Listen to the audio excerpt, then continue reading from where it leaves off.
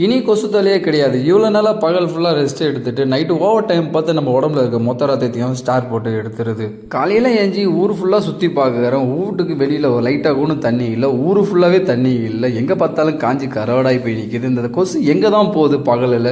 நைட்டில் மட்டும் கரெக்டாக ஷார்ப்பாக 6 மணிக்கு மேலே ஆயிடுச்சுன்னா போடுன்னு போட்டு தள்ளுது. என்னெல்லாம் சின்ன வயசுலேருந்து யாரும் அடித்தது கூட கிடையாது, ஆனால் அந்த கொசு எண்ணெயே அடிக்க வச்சுக்குது. அப்படிப்பட்ட கொசு அழிக்கணும்னா செப்டி டேங்கை சுற்றி எந்த ஒரு கேப்பும் இல்லாத அளவுக்கு க்ளோஸில் இருக்கணும். அதுலேருந்து வெளியில் வர இந்த ஏரில் பார்த்தீங்கன்னா ஏர் கவலுக்கு கூட ஃபில்ட்ரு வச்ச மாதிரி ஒரு ஏர் கவல், அப்படி இல்லைங்களா நரம்பு பையை கூட கட் பண்ணி அதில் போட்டுருங்க.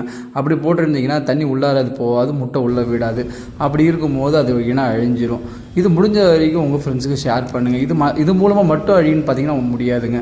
நிறைய வழியில் இனப்பெருக்கமானது. அது முக்கியமானது சென்னையில் எடுத்துக்கிட்டிங்கன்னா செப்டி டேங்கில் மட்டும்தாங்க கொசு நிறைய உயிர் வாழுது.